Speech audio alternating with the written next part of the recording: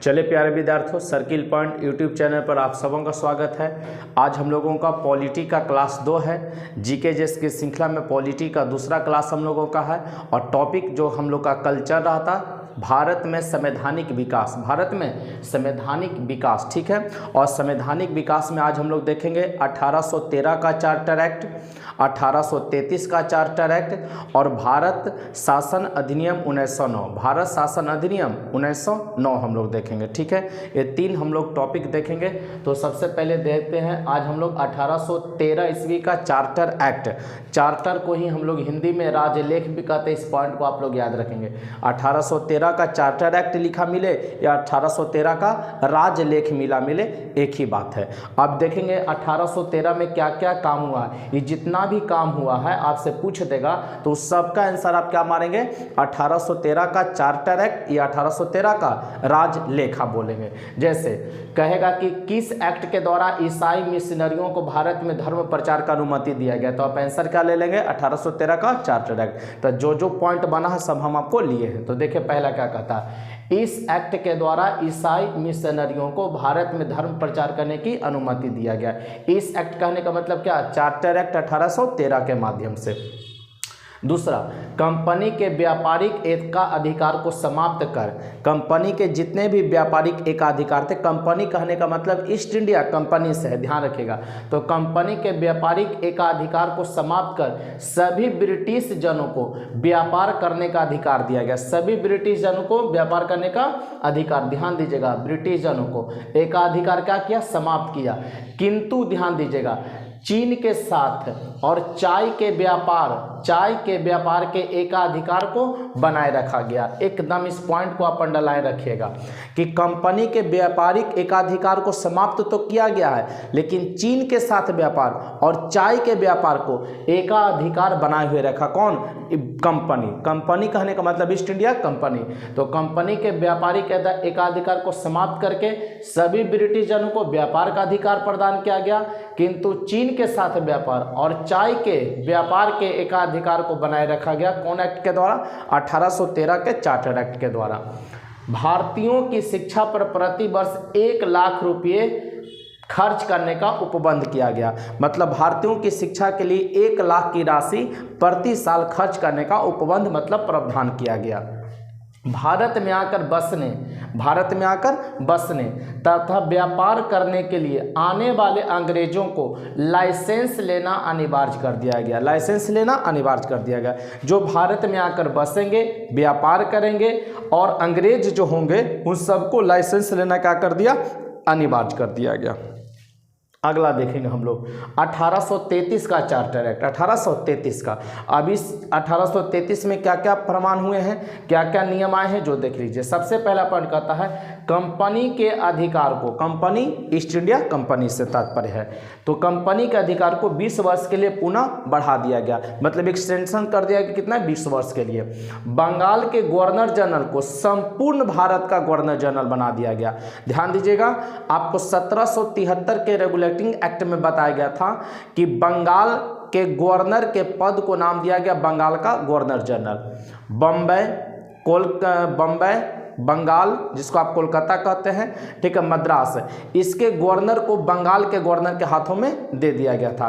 तो उसी तरीके से 1833 के चार्टर एक्ट में क्या हुआ कि जो बंगाल का गवर्नर जनरल रहेगा वो पूरे भारत के लिए गवर्नर जनरल का काम करेगा। तो उस आधार पर भारत का प्रथम गवर्नर जनरल पूछेगा तो कौन बना, तो लॉर्ड विलियम बेटिंग बोलेंगे। कौन बोलेंगे, लॉर्ड विलियम बेटिंग। भारत का पहला गवर्नर जनरल कौन बना, लॉर्ड विलियम बेटिंग। और बंगाल का अंतिम गवर्नर जनरल भी पूछेगा तो कौन बोलेगा, लॉर्ड विलियम बेटिंग। अब बंगाल का पहला गवर्नर जनरल, देखेंगे बंगाल का अंतिम governor general Lord William Bentinck, अब भारत के लिए पहला गवर्नर जनरल हो जाएगा। अब बंगाल का अगर पहला गवर्नर जनरल बोलेगा तो वारेन हेस्टिंग, जो कि कल आप लोग को बताया गया था।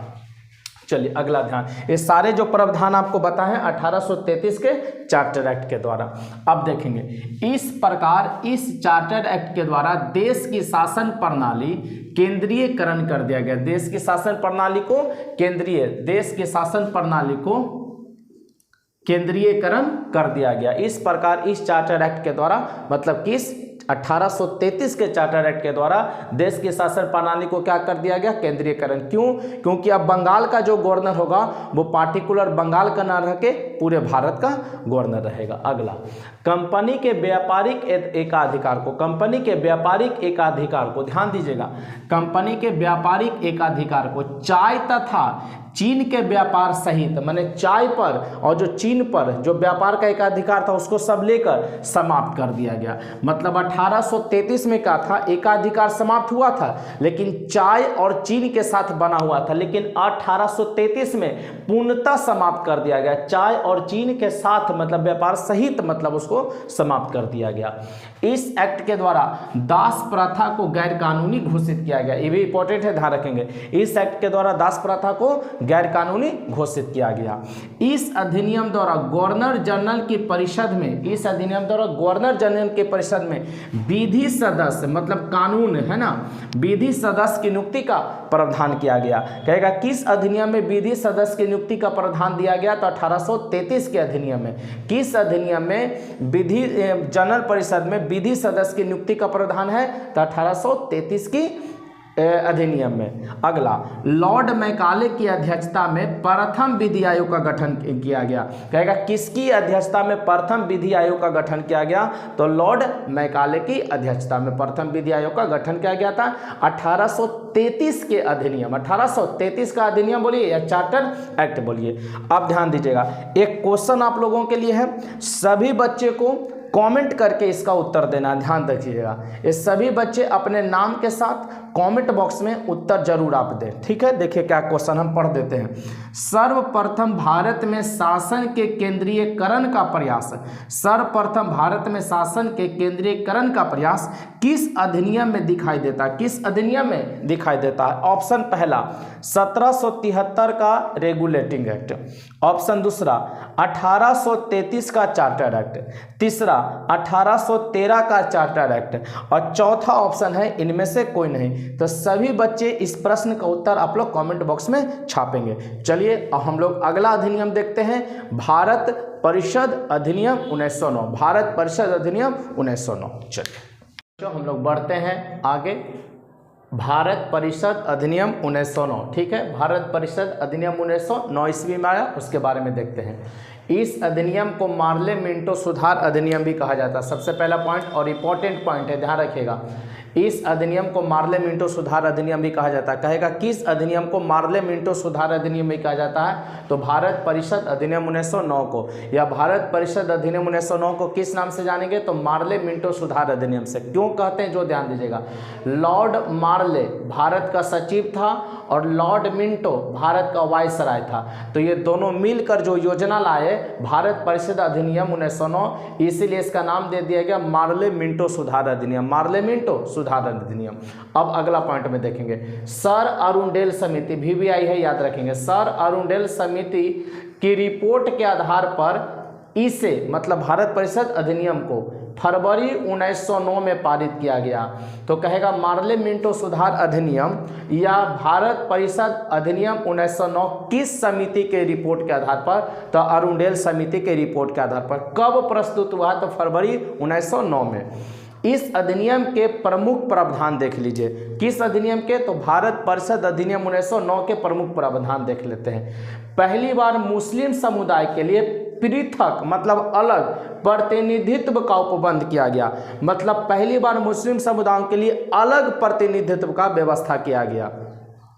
फूट डालो और राज करो की नीति का पोषक अधिनियम, फूट डालो और राज करो, जैसे देखेंगे आपके दिमाग में क्या कर दिया, डाल दिया ये बात कि आप हिंदू हैं, आप मुस्लिम हैं, तो फूट डालो और राज करो की पोषक का पहला जो अधिनियम आता है वो कौन था, भारत परिषद अधिनियम 1909 में दिखता है। कहेगा किस अधिनियम में फूट डालो और राज करो की नीति का पोषक तत्व दिखता है, तो भारत परिषद अधिनियम 1909 में देखने को मिला। अगला, इस अधिनियम द्वारा वायसराय की परिषद में सर्वप्रथम किसी भारतीय को शामिल किया गया। कहेगा कि वायसराय की परिषद में सर्वप्रथम किसी भारतीय को किस अधिनियम के द्वारा शामिल किया गया, तो भारत परिषद अधिनियम 1909 के तहत शामिल किया गया था। कहाँ, वायसराय की परिषद में किसी भी भारतीयों को वायसराय की परिषद में सर्वप्रथम किस भारतीय को शामिल किया गया? 1909 के अधिनियम से शामिल तो किया गया, लेकिन किस भारतीय को किया गया? सत्येंद्र प्रसाद सिन्हा। सत्येंद्र प्रसाद सिन्हा, याद रखिएगा नाम। 1909 के नियम के तहत वायसराय की परिषद में किसी भारतीय को शामिल किया गया। अब वो शामिल होने वाले पहले भारतीय कौन बने थे? सत्येंद्र प्रसाद सिन्हा जी बने थे। भारतीय सदस्यों को पूरक प्रश्न पूछने का अधिकार दिया गया। कहेगा भारतीय सदस्यों को पूरक प्रश्न पूछने का अधिकार कब दिया गया? तो 1909 के अधिनियम से। अब कहेगा सर पूरक प्रश्न क्या है? तो किसी भी सवाल के स्पष्टीकरण के लिए जो अतिरिक्त सवाल पूछे जाएंगे उसी को पूरक सवाल कहेंगे। किसी भी सवाल के स्पष्टीकरण के लिए उससे संबंधित जो अतिरिक्त सवाल पूछे जाएंगे उसको आप क्या कहते हैं? पूरक सवाल कहते हैं। तो कब छूट दिया गया था पूछने का? 1909 के अधिनियम के द्वारा।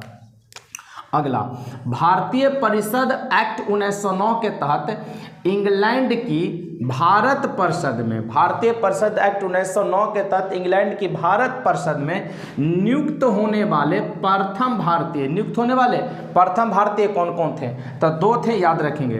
केसी गुप्ता और सैयद हुसैन बिलग्रामी। भारतीय परिषद एक्ट 1909 के तहत इंग्लैंड की भारत परिषद में नियुक्त होने वाले प्रथम भारतीय कौन कौन थे? केसी गुप्ता और सैयद हुसैन बिलग्रामी। प्रांतों में शासकीय बहुमत किस अधिनियम द्वारा समाप्त हो गया था? प्रांतों में शासकीय बहुमत किस अधिनियम द्वारा समाप्त हो गया था? तो 1909 के अधिनियम द्वारा, 1909 के अधिनियम द्वारा। तो बच्चों आज का क्लास यहीं तक हम लोग समाप्त करते हैं। उम्मीद करते हैं कि आप सभी बच्चे अपने पढ़ाई को सही तरीके से कर रहे हैं। और ध्यान दीजिएगा, आप एकदम लक्ष्य बना लीजिए कि आपको किसी न किसी सरकारी नौकरी में जाना है। 2023 में कोई ना कोई सरकारी नौकरी आपको हासिल करना है, क्योंकि जिंदगी में उसने बहुत बड़ी बात कर ली जिसने सरकारी नौकरी से मुलाकात कर ली। तो बच्चों आज के लिए इतना ही, मिलते हैं कल के क्लास में। तब तक के लिए जय हिंद, जय भारत, बेस्ट ऑफ लक।